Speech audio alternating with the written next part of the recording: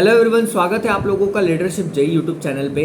मेरा नाम है देवांश मिश्रा और यार आपका एक छोटा सा डाउट आ रहा है बहुत सारे बच्चों का परसेंटाइल को लेकर के और कितने परसेंटाइल पे एनआईटीज मिल जाएंगी। और कई बच्चे तो ये भी डिसाइड कर ले रहे हैं कि यार अगर अपना 94 परसेंटाइल होगा तो अपनी मार्क्स 110 होंगी, 115 होंगी। मतलब परसेंटाइल के बेसिस पे बच्चे खुद ही मार्क्स का अंदाज़ा लगा ले रहे हैं। ठीक है, तो खैर आप इस बार का जो भी एवरेज मार्क्स, कई लोग बताते हैं कि परसेंटाइल वर्सेस मार्क्स का क्या क्राइटेरिया रहने वाला है, और वो पिछले साल के एक्सपीरियंस के बेसिस पे और जो भी बच्चे बेसिकली पेपर दे के आए होते हैं उस शिफ्ट में, बेसिकली उस बेसिस पे बहुत सारे जो अपने टीचर्स हैं वो बच्चों को बताते हैं कि बेटा इतने वर्सेस इतना परसेंटाइल अगर आपका है तो इतना मार्क्स होगा। वो ऑन एन एवरेज क्राइटेरिया होता है।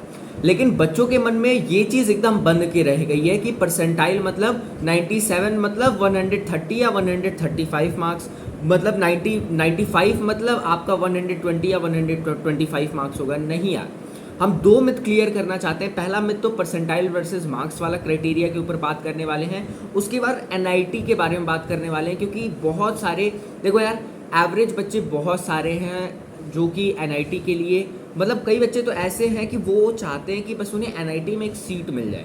उनके बारे में एक छोटी सी बात कहना चाहेंगे या उनको एक छोटा सा क्राइटेरिया बताना चाहेंगे कि अगर आपका इतना मार्क्स आ रहा है तो आप सेफ हो, आपको एनआईटी मिल सकता है। तो सबसे छोटी बात यार कि परसेंटाइल बेसिकली उस डे पे जो आपका कंपटीशन था वो बताता है आपका परसेंटाइल। ठीक है, परसेंटाइल का मतलब, तो यार बेसिकली परसेंटाइल का मतलब आपका उस डे पे क्या कंपटीशन था बच्चों के बीच में, वो डिपेंड करता है। जैसे मान लो कि आपका 300 नंबर का पेपर है जेईई मेंस का, और उस दिन एक बच्चा 298 मार्क्स स्कोर किया। ठीक है, 298 मार्क्स एक मैक्सिमम बच्चा स्कोर किया। और मान लो दूसरे शिफ्ट में दूसरे दिन जो है कोई बच्चा 200 लेट से मान लेते हैं 275 मार्क्स मतलब मैक्सिमम था उस डे पे। तो जाहिर सी बात है कि दोनों दिन के बीच का जो कंपटीशन था वो, या पेपर का हार्डनेस बोल सकते हैं, वो ज़्यादा था। तभी मतलब एक दिन जो है एक कोई बच्चा मैक्सिमम जो नंबर पा रहा है वो 275 पा रहा है और दूसरे दिन 295 पा रहा है। तो जाहिर सी बात है जिस दिन जो बच्चा 295 पाएगा उस दिन पेपर ईजी होगा। ठीक है, तो परसेंटाइल बेसिकली, जैसे मान लीजिए अगर आपकी परसेंटाइल निकालनी है हमें, तो हम देखेंगे कि आप बेसिकली आपके नीचे कितने बच्चे एग्जिस्ट कर रहे हैं। ठीक है, उस बेसिस पे परसेंटाइल बनती है, जो कि अलग अलग दिन की अलग अलग होती है।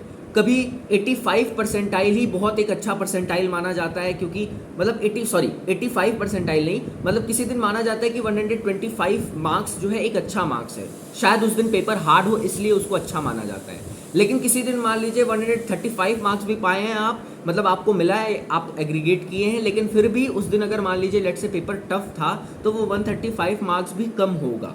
आप समझ रहे हो हम क्या कहना चाह रहे हैं। तो परसेंटाइल बेसिकली ऐसे ये वाला फंडे पे परसेंटाइल काम करता है।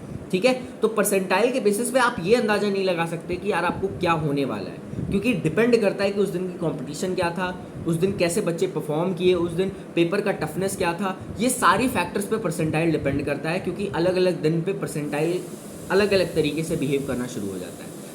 अब ये तो बात हो गई परसेंटाइल की। ठीक है, अब दूसरी बात जो हमको करनी है वो ये है कि आपको कितने परसेंटाइल पे, भैया हम मान लें कि नहीं हमें एक एनआईटी में एक अच्छी सीट मिल जाएगी। जैसे कई बच्चे ऐसे होते हैं ऑन एन एवरेज बच्चे कि भैया हमें एनआईटी में एक सीट दिला दो। तो यार वो भी डिपेंड करता है काउंसलिंग सेशंस वगैरह पे। हम एक अनुमान के बेसिस पे जो हम अभी क्राइटेरिया देख रहे हैं, जो भी आ रहा है और जो पिछले साल का है, उसके बेसिस पे हम बताने वाले हैं जो भी बात बताने वाले हैं। तो 94 परसेंटाइल अगर आपका है, ठीक है, जनरल कैटेगरी में भी अगर आपका 94 परसेंटाइल है, तो आपको एनआईटी में, किसी भी एनआईटी में, अब चाहे वो कोई सी भी एनआईटी हो, अगर आप चाहते हो, यहाँ तक कि हम शॉर्ट्स वीडियो बना करके रखे हुए हैं, कम से कम 15 से 16 एनआईटीज़ पे हम शॉर्ट्स वीडियो बना के रखे हैं कि आपको कितने परसेंटाइल पे कौन सी एनआईटी मिल जाएगी या कितने रैंक पे कौन सी एनआईटी मिल जाएगी, जाके शॉर्ट्स वीडियो देख लो। ठीक है, लेकिन अगर आप चाहते हो कि भैया एकदम फुल्ली फोकस्ड होकर एक एनआईटी पे वीडियो बना दो सारे एनआईटीज़ की एकदम प्रॉपर, कि मतलब इस एनआईटी में यहाँ से यहाँ तक रैंक वाले बच्चे एग्जिस्ट करेंगे, इतना परसेंटाइल चाहिए, अगर वो वीडियो चाहते हो तो पूरी हमको पीपीटी डिज़ाइन करके आप लोग के सामने लाना पड़ेगा। तो कॉमेंट डाउन कर देना, थोड़े ही से कमेंट पे हम वीडियो बना देंगे, क्योंकि हमें पता है कि एज लॉन्ग कोई बड़ी कम्युनिटी नहीं है। ठीक है, तो कुछ ही कमेंट पे हम वीडियो ला देंगे।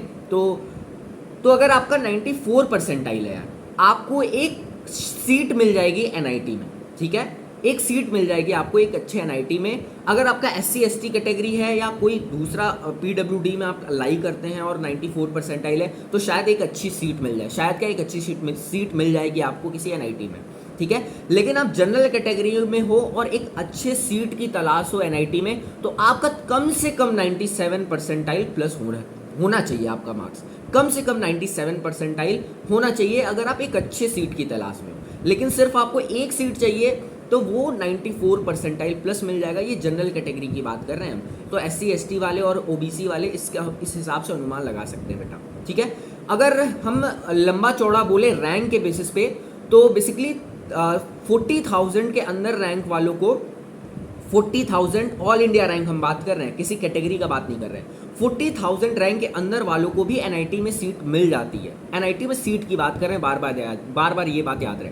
और यहाँ तक कि अगर आप 55,000 या 60,000 के बीच में भी अगर लाई कर रहे हो ना, मतलब आपकी रैंक ऑल इंडिया रैंक 60,000 आएगी अगर जेईई मेंस में, अब तो उस कंडीशन में भी आपको एनआईटी में सीट मिल सकती है, बस शर्ते कि आपको दम भर के लास्ट राउंड तक के काउंसलिंग में जाना पड़ेगा।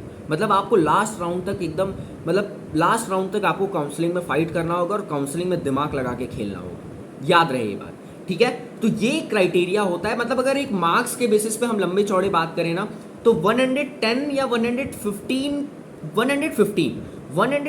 ऑन एन एवरेज हम सब कुछ बात कर रहे हैं, 115 मार्क्स के प्लस अगर आप हो ना, तो आपको एक एनआईटी में सीट मिल सकती है अगर आप एक अच्छी फाइट मारोगे अपने काउंसलिंग में, लास्ट राउंड तक के काउंसलिंग में जाओगे। और जो लास्ट में एक काउंसलिंग बचता है जिसको हम लोग CSAP बोलते हैं, CSAP राउंड की काउंसलिंग, उसमें जाओगे तो आपको एक एनआईटी की सीट जरूर मिल जाएगी लास्ट तक, याद रखिएगा ये बात।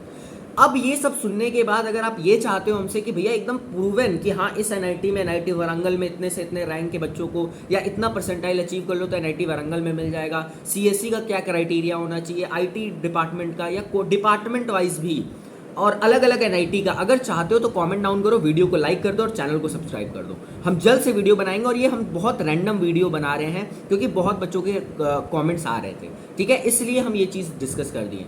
तो परसेंटाइल मतलब कि आप उस डे पे कितने बच्चों से आगे हैं, परसेंटाइल मतलब वो चीज़ है, ठीक है, कि आप उस पर्टिकुलर डे पे कितने बच्चों से आगे हैं, ठीक है। और एनआईटी की अगर बात करें तो एनआईटी का भी आपको हम समझा चुके हैं कि कितने मार्क्स अगर ऑन एन एवरेज आप